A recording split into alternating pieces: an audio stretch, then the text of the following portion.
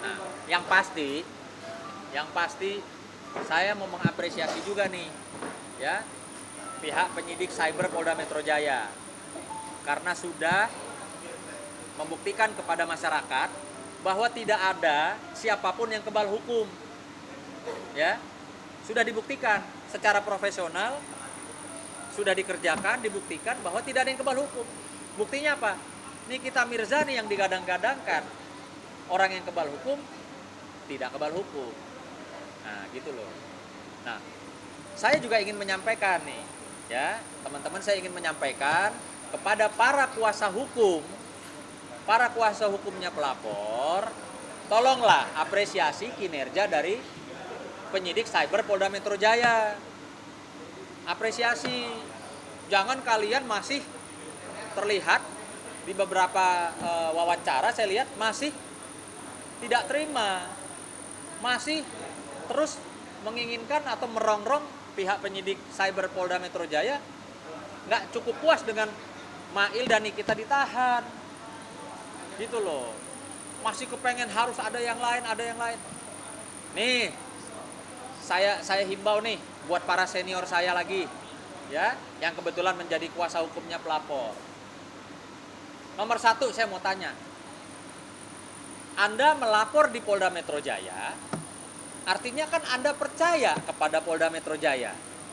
Artinya Anda percaya bahwa penyidik Cyber Polda Metro Jaya akan menjalankan prosedur proses hukum sesuai dengan alat bukti yang diberikan oleh kalian, kuasa hukum pelapor. Ya kan? Nah, dan sudah dibuktikan kerja profesionalnya penyidik Cyber Polda Metro Jaya dengan menjadikan tersangkanya Nikita dan Mail. Jangan lagi dong ngepus-ngepus istilahnya penyidik nih harus ada tersangka lagi.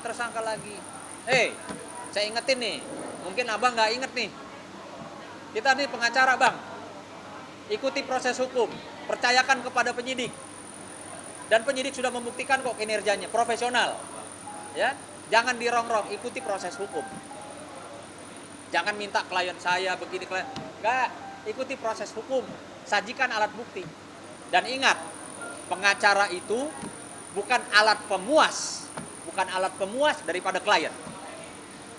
Pengacara namanya penasehat hukum, harus bisa menasehati kliennya secara hukum.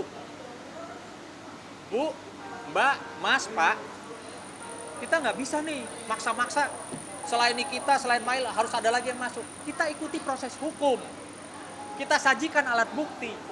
Tolong kasih pemahaman, kasih pengertian kepada pelapor atau klien Anda yang mungkin paham atau tidak paham hukum, tidak paham prosesnya. Itulah gunanya kalian sebagai pengacara, sampaikan kepada klien, Bu dokter, Mas, sabar ya, kita ikuti proses hukum.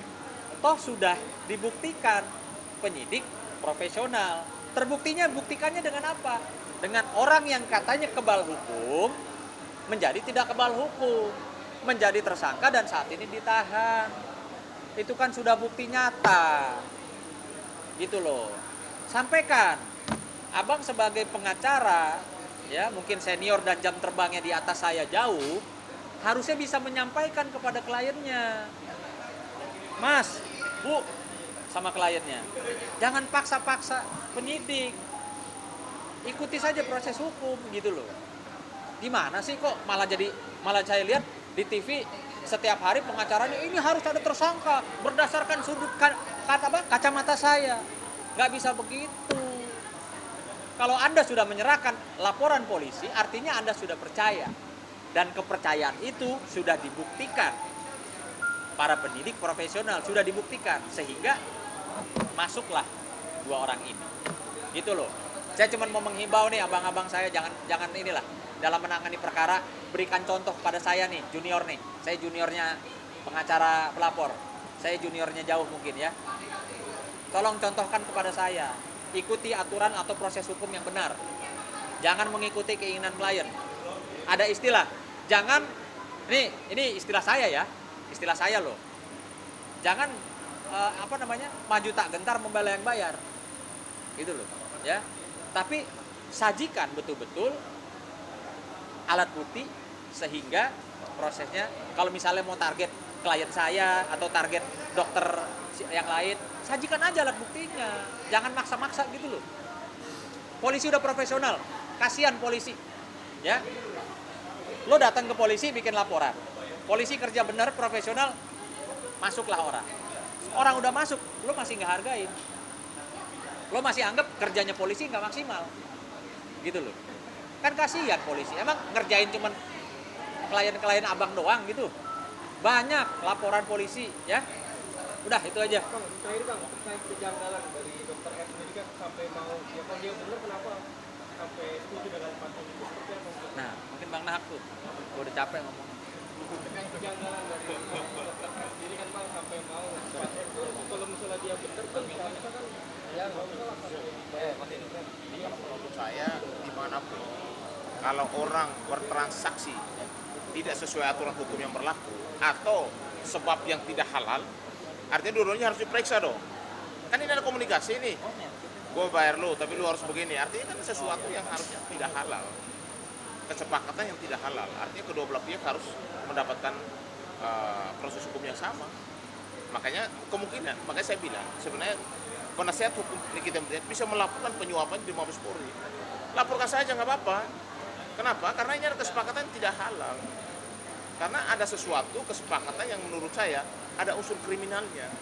Dan ketika satunya diproses hukum, ya satunya juga diproses hukum. Ya, makanya juga harus dilaporkan ke Mabes Polri. Mudah-mudahan di pengacara kita sudah melakukan langkah itu. perlu dicek juga nih Bang untuk produknya si R juga Bang. Ya kalau menurut saya perlu. Kegaduhannya harus dihentikan. Artinya kegaduhan terjadi karena masalah skincare.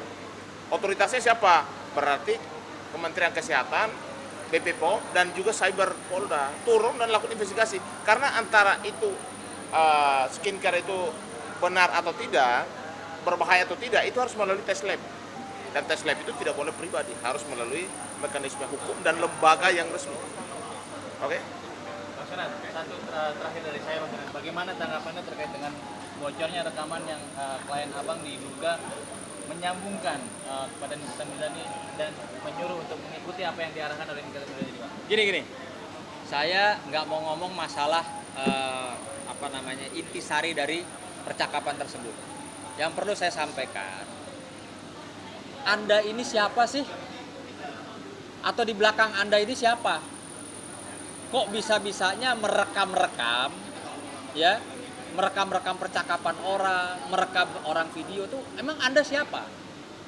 Anda institusi, Anda KPK, Kejaksaan, atau Polri, ya, yang bisa melakukan rekam-rekam gitu. Apa maksud dan tujuannya apa?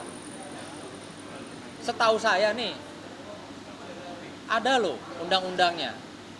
Tidak boleh merekam-rekam orang sembarangan tanpa hak, tanpa izin, gitu loh. Jadi ya saya nggak mau bicara masalah intisari percakapannya apa. Saya cuma mau tanya, ada nggak izin kalian untuk merekam-rekam? Ada nggak izinnya? Itu aja. Saya mau tanya, ada izinnya nggak? Ada izin nggak misalnya dari klien saya?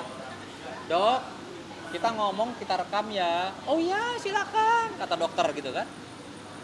Ada nggak? Kalau nggak ada, ya sudah. Berarti Anda siap-siap nanti mungkin berhadapan dengan pasal-pasal yang dapat menjerat seseorang merekam tanpa hak, tanpa izin. Bukan begitu Bang Nah? Betul sekali. Lalu bagaimana Bang dituduh sebagai dalangnya Bang? Dituduh sebagai dalangnya seperti apa nih Bang? Tanggapannya Bang? Apa? Dr. Rocky dituduh sebagai dalangnya dalam kasus Nikita Mirzani ini Bang?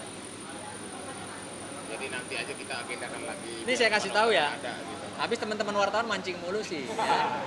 Ini saya kasih tahu.